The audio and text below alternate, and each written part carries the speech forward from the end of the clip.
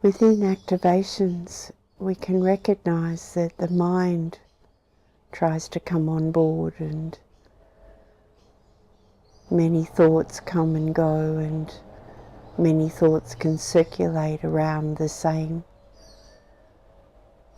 and creating disharmony within the energy field.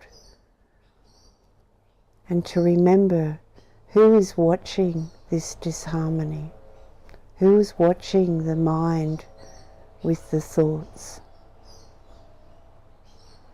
And if there's an activation and one assumes that there are no thoughts, check the edges of your energy field. For discordancy, for activation to hang around, there has to be a line of thinking that supports it.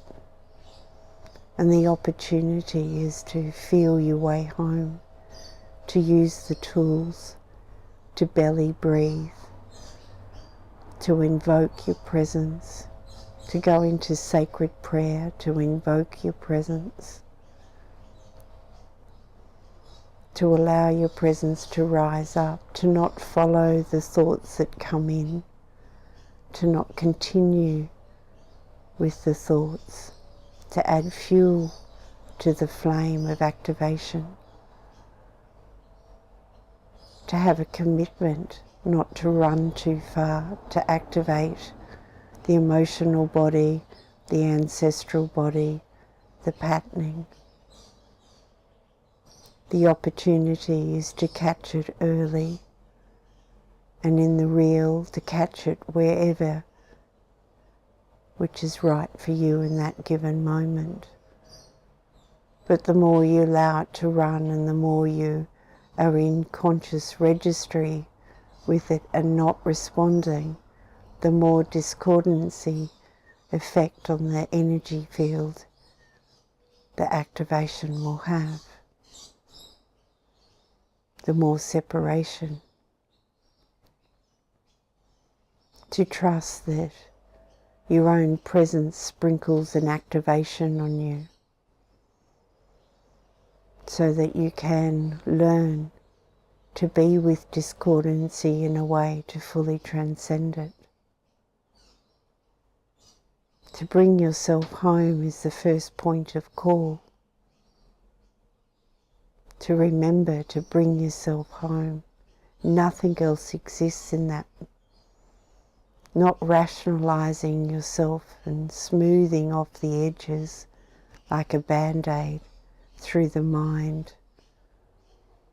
To really meet the discordancy, to meet the nonsense that is spoken internally or externally. To allow yourself to deeply, deeply feel your way home. To put your hands on your heart and to sit there and breathe and name, I am not moving from this point until I'm back here in presence. To belly breathe, to invoke your essence, to shaman up, not to run wild with their activation, not to struggle with it, to be clean and crisp. Your essence is so, so, so boundlessly bigger than the activation, yet at times the activation can appear that it's huge. This is the nonsense.